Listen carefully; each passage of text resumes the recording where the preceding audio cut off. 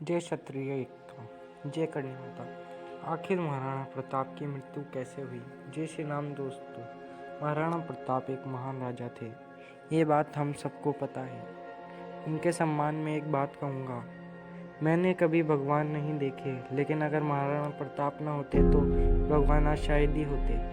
महाराणा प्रताप ने मुगलों की ईंट से ईंट बजाकर रख दी थी। उन्होंने अकबर जैसे राजा को अपने सामने झुकने पर मजबूर कर दिया था।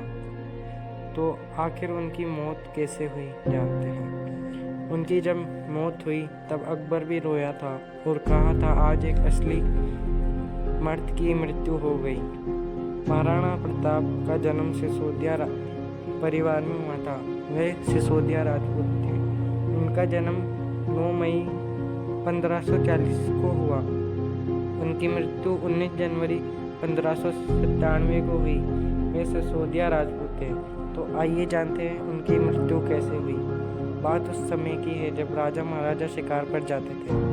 समय 9 जनवरी 1597।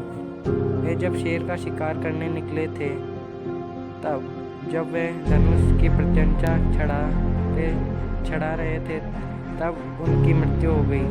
कारण था धनुष का टूटना।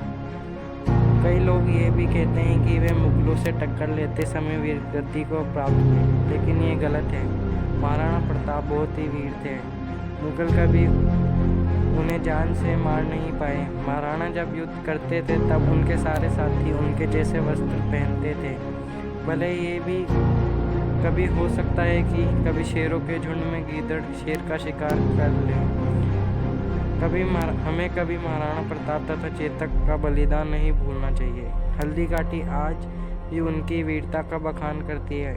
वे इतने वीर थे, जब उन्होंने देखा कि राजपूत शेर युद्ध में कम होते जा रहे हैं तो उन्होंने क्रोध में आकर मुगल सेनापति को घोड़े सहित 2 टुकड़े कर दिए।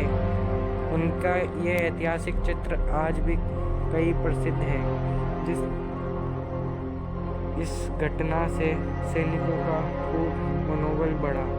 हालांकि महाराणा प्रताप बहुत जल्दी स्वर्गमन हो गया, लेकिन मुझे गर्व है क्षत्रिय होने पर। उन्होंने कभी चित्तौड़ पर दाग लगने नहीं दिया। उन्होंने कभी अपनी पगड़ी किसी के समक्ष नहीं रखी। उन्होंने कभी क्षत्रिय धर्म का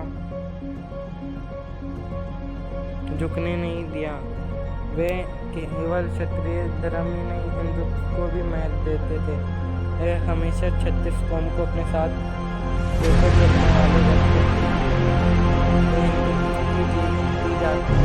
आशा करता हूँ आपको ये